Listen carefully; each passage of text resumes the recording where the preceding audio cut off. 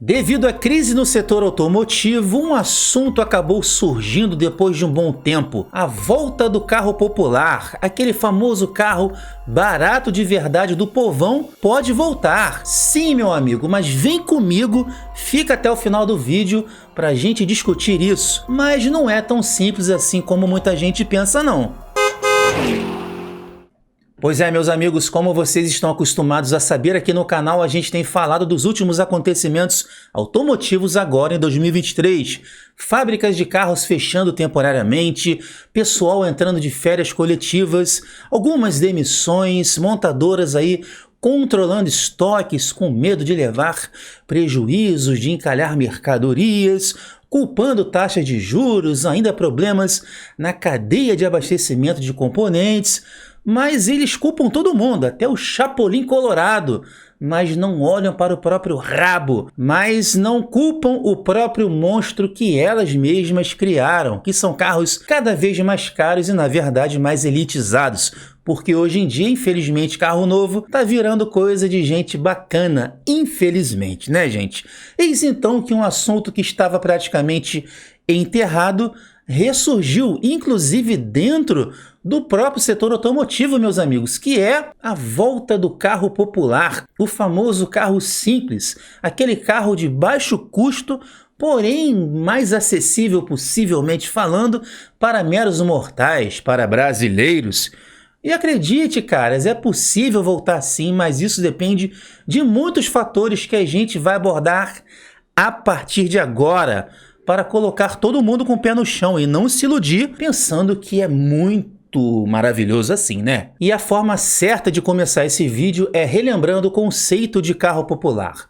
Você lembra como eram os carros populares que começaram lá na década de 90, o conceito base? O carro popular, meus amigos, era literalmente um carro barato, um carro muito simples, um carro pelado, que não tinha praticamente nada. Se você também comparar com aquele tempo, os carros não eram tão completos de fábrica, até porque a tecnologia também era outra. Só para você ter ideia, um item tão simples assim, comum do nosso dia a dia hoje, como um mero ar-condicionado, era comuns em carros de luxo. E mesmo assim, muitos carros de luxo que eu falo assim, né, gente, pelo poder aquisitivo, um Monza na época, um Monza 0 km naquela época, lá nos anos 90, só o cara que tinha condição mesmo tinha um carro desse na garagem, 0 km, tá? E mesmo assim, nem todo Monza tinha ar-condicionado de série, de fábrica. Tinha muito Monza aí que não tinha ar-condicionado, não é verdade? Então você via aí um Gol 1000, um Fiat Uno Mille, um Ford Escort Hobby, que eram carros destinados a um público mais assim com a renda limitada, que eram carros populares, nunca teriam esses itens à sua disposição, beleza? Então carros populares eram muito simplificados, muito mais baratos, com custo muito mais baixo, justamente para atender esse pessoal. Entenderam como é que era o conceito de carro popular? Mas com o passar do tempo, com acesso à informação, o pessoal começou a ver e ficar mais exigente. E os carros populares começaram a ficar mais equipados. E lá mais ou menos ali na década de 2010, mais ou menos, esses carros foram perdendo força porque foram ficando mais caros, mais completos, mais equipados e perdendo esse conceito de carro popular, e chegamos até os dias atuais, onde Fiat Mobi e Renault Kwid ainda tem essa nostalgia de carro popular, só que na verdade não são, porque se você comparar, são carros muito mais completos do que eram naquele tempo. E antes que eu me esqueça também, quase que eu esqueci de falar, o acesso ao crédito facilitado, as pessoas também começaram a ter um pouquinho mais de condição de comprarem carros um pouco melhores do que aqueles carros pé de boi que eram populares lá nas antigas. Isso também ajudou um pouco a aniquilar os carros populares por aqui. Mas os carros populares realmente tinham subsídios governamentais? Ajudas do governo? Sim, meus amigos, benefícios fiscais como isenção de impostos, ou pelo menos boa parte deles. Em troca, as montadoras permitiam acordos ali para a geração de empregos, e o governo permitia a construção de parques industriais, instalação e manutenção de fábricas, né? E as montadoras, né, acordavam ali para ter uma margem de lucro diminuída e mesmo assim vendia-se em grande volume esses carros com impostos diminuídos e também o custo diminuído. Era uma troca de favores assim que no final das contas quem se deu bem mesmo foram as montadoras, porque o povão mesmo se lascou, porque o carro popular acabou, o tempo passou. E a gente tá nessa pindaíba aí, né? Hoje em dia o povão não compra nem um Celta 2008 que tá mais de 20 conto. E para você ter uma ideia, cara, a Ford construiu fábrica aqui no Brasil de acordo com o governo, etc e tal. E no final das contas, né, foi embora do país e que se lasque todo mundo, né? Só para complementar o que eu acabei de falar. Mas afinal, sendo realista, quais são as chances realmente da volta do carro popular? O setor realmente tem interesse nisso aí? Sim, meus amigos, a bola foi levantada pelo próprio setor automotivo, que, cara, tá vendo que as vendas estão caindo. E que a estratégia que eles mesmos criaram acabou, né, que o país está numa recessão econômica, assim como o mundo todo, e o negócio está complicado. Mas eles estão lucrando bem, tá? Isso daí é drama, é drama, é drama. Porém, gente, eles têm muita culpa nisso sim. Sabe por quê? Essa parada de suverizar tudo. O que é suverizar? Tudo agora é SUV. Veja bem, eu não tenho nada contra SUV, porém essa cultura exacerbada ao SUV hoje, de uma forma desnecessária, veja bem, desnecessária muitas das vezes, acabou criando realmente um monstro bizarro. Por quê? O SUV sempre foi mais caro. Se você ver a história dos SUVs são carros esportivos utilitários, que na sua questão, né, antiga de história, eram carros derivados de picapes, feitos para rodar na cidade também. São carros mistos, feitos em cima de chassis de picape, maiores, com motores fortes, enfim. Adaptaram esse conceito, sim, para trazerem carros urbanos. Ok, SUV virou um tipo de carroceria, assim como hatch e sedã. Normal, não há mal nenhum nisso. Porém, que estão tirando outros tipos de carros de linha em detrimento a esses SUVs, porque SUVs são muito lucrativos, porque esses novos SUVs, além de não serem SUVs de verdade, são SUVs derivados de carros comuns que têm praticamente o mesmo custo de um carro comum, sendo que são vendidos bem mais caros do que esses carros comuns. Ou seja, é a receita da galinha dos ovos de ouro que as montadoras encontraram, aliadas à nova estratégia, né, que elas adotaram, que eu canso de falar aqui no canal, que é vender menos carros, sendo que carros mais caros. Ou seja, SUVs. Hoje em dia, tudo é SUV. A Volkswagen mesmo hoje praticamente só tem SUV, só tem Polo e Virtus, que não é SUV, o resto é tudo SUV. E várias montadoras estão indo nesse barco e criando cada vez mais derivados que não são SUVs. Exemplo, o próprio Nivus. Aquilo não é SUV nem aqui, nem na PQP, meus amigos. Aquilo ali é um Polo aventureiro. O T-Cross é um SUV compacto, ok, mas ele foi criado do Virtus. Ele tem basicamente o mesmo custo de produção de um Virtus e é mais caro que um Virtus. O Pulse é um Argo aventureiro e é bem mais caro do que um Argo. O novo Fastback, o bebedor de óleo, brincadeiras à parte, não se ofendam, é um Cronos com a traseira de Fastback, imitando a BMW da Shopee, não é verdade? E por aí vai, existem milhões de exemplos que eu posso citar para vocês. Então a indústria, sim, não é crime nenhum, busca o menor custo para otimizar seu lucro.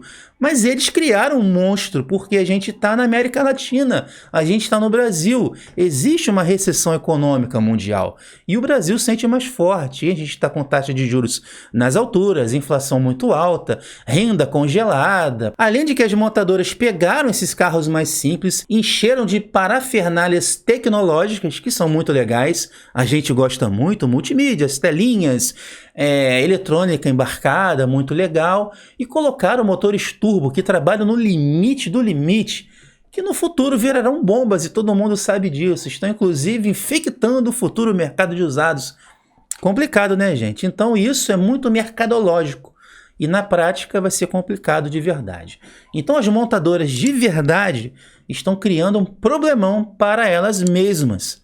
E depois não venham reclamar, chorar, mas Tem um pouco de drama, porque elas estão lucrando muito nisso aí, né? Vamos combinar. Mas agora, de fato, estão pensando em carros populares. Será que estão pensando em também, além dessa nova estratégia, voltar com grandes volumes? Ou seria mais uma desculpa para chorar mais benefícios fiscais e tentarem, né, agregar mais um dinheirinho? Mas aconteceu uma coisa, meus amigos, porque eles tiveram um evento online no portal Autodata que envolveu várias pessoas aí do meio automotivo e tiveram uma discussão interessante. Eu vou colocar trechos aí de sites dessa reunião só para a gente entrar no contexto.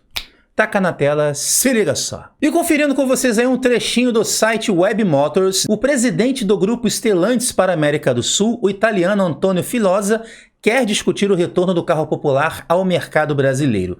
Em entrevista ao portal Autodata, o executivo falou sobre o atual momento do mercado automotivo nacional e sobre a realidade dos preços praticados. Hoje, o modelo mais barato do Brasil é o Renault Kwid, que parte de R$ 68.190. Por conta disso, defende a união do setor para que se crie um projeto de médio a longo prazo para o retorno de carros considerados realmente populares. A ideia de Filosa é incluir Anfávia, o governo, Sindicato de Peças e Fenabrave, além de fabricantes, no debate dessa proposta. Ele chamou o projeto de Sistema de Soluções Articuladas. Lembrando também, meus amigos, que eu vou deixar o link dessas matérias aí na íntegra para você conferir na descrição do vídeo, como de costume. Agora se liga só em outro trecho tirado diretamente do site do Autodata, para você ver que realmente estão levantando essa bola de fato. No que diz respeito à indústria automotiva, que seria voltar a oferecer veículos mais acessíveis, isso dependerá de como o país redesenhará sua política de investimentos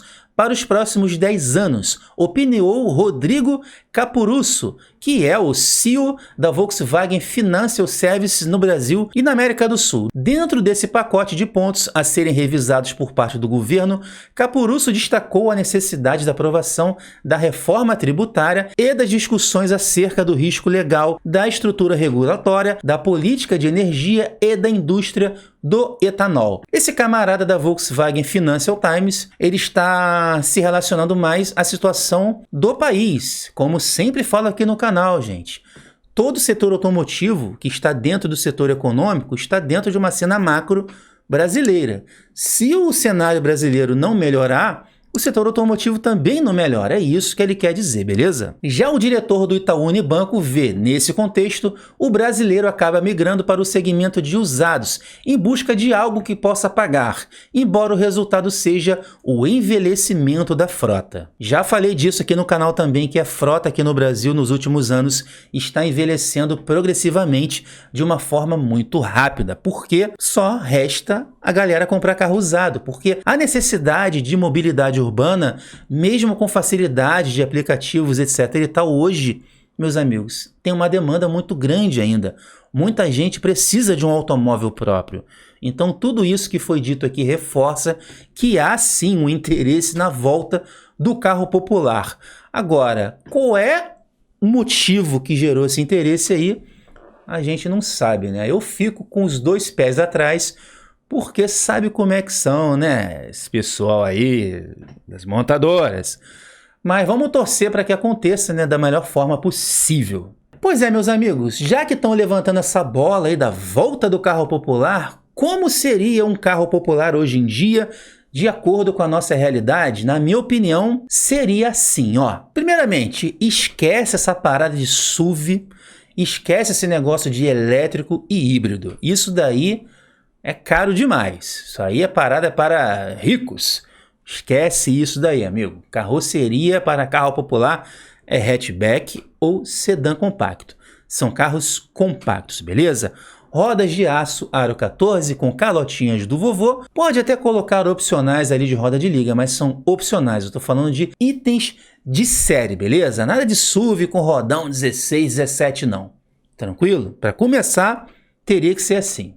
E claro, né, gente? Poxa, o cara que tem menos condição também tem que ser tratado com um pouquinho de dignidade no quesito segurança mínima a bordo. Os carros têm que ter uma estrutura moderna e minimamente segura, como por exemplo, e de baixo custo também, como os novos Chevrolet Onix, que tem a tecnologia chinesa, mas são fabricados aqui. Muita gente fica criticando o carro chinês, mas eu acho que esquece disso. Enfim, gente, o novo Onix é muito seguro estruturalmente falando, mesmo tendo uma estrutura de menor custo do que um Volkswagen MQB, por exemplo. Então, um carrinho popular nesse esquema, eu acho que seria equilibrado assim, digamos, né? E claro, atender à legislação mínima vigente de emissão de poluentes, como o nosso Procon VL7, né, que acaba encarecendo também, motor flex a combustão, repito, nada de elétrico e híbrido não, 2 airbags, né, controle de estabilidade de série,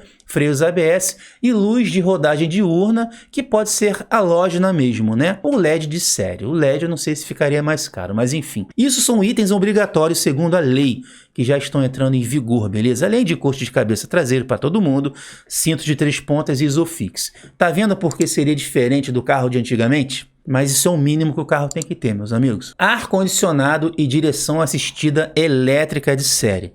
Acabou, amigos. Rádio, alarme, chave canivete com telecomandos, vidro elétrico, trave elétrica são muito legais, mas isso daí seriam pacotes de opcionais, até lavador e limpador traseiro também. Estamos lidando com carros populares, beleza? Esse carro aqui só teria um mínimo do mínimo para a pessoa ter dignidade, o mínimo de conforto seria totalmente suficiente, ok?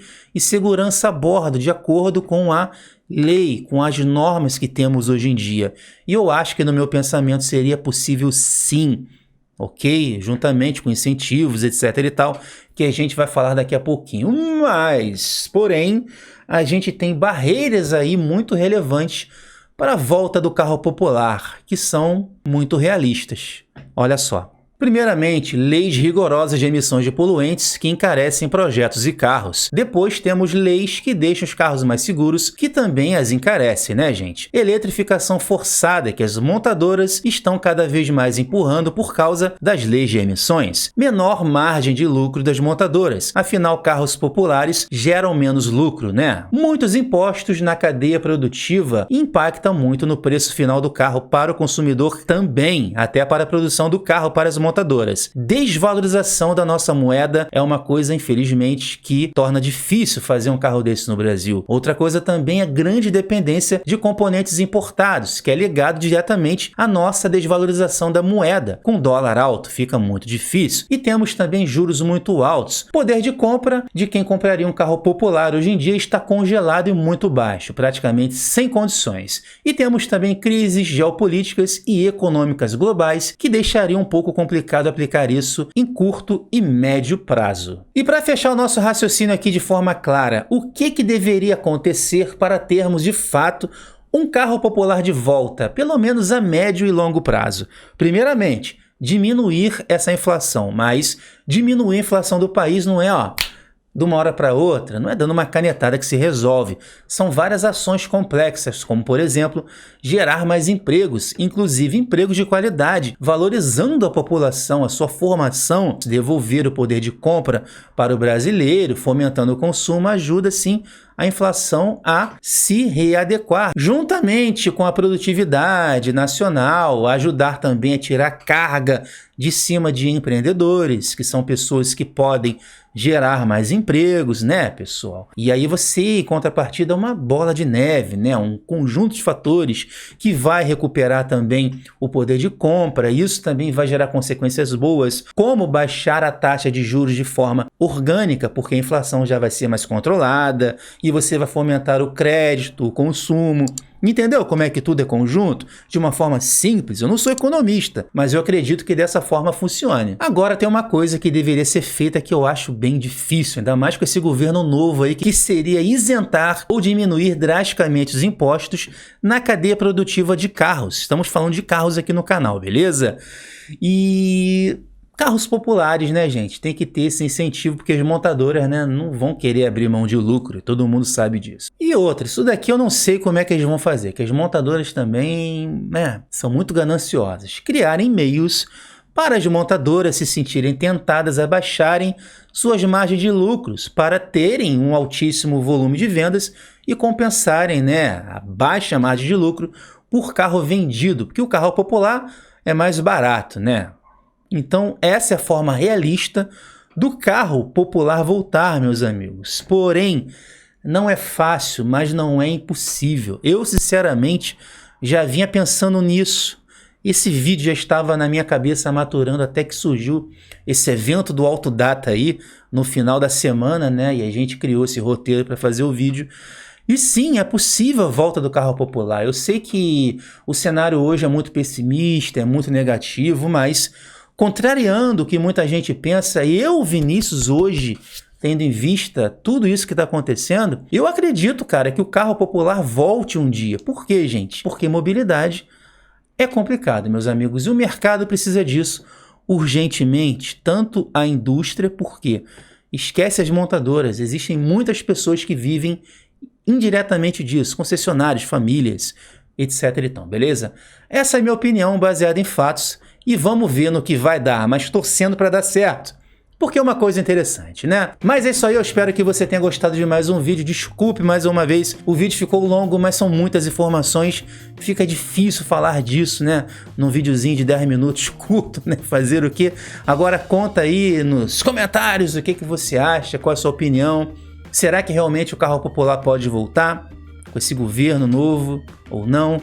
Será que as montadoras vão engolir um pouquinho do orgulho e lucrar um pouquinho menos aqui no Brasil? Vamos ver, né? Larga o aço aí nos comentários, compartilha esse vídeo com todo mundo que você conhece em grupos, WhatsApp, redes sociais. Siga também o canal nas redes sociais, deixa aquele seu like maroto, se inscreva no canal caso você seja novo por aqui, clica no sininho também para receber avisos, confira os outros vídeos, conheça o meu canal de games antigos e tamo junto, pessoal. Até o próximo vídeo, um forte abraço, valeu!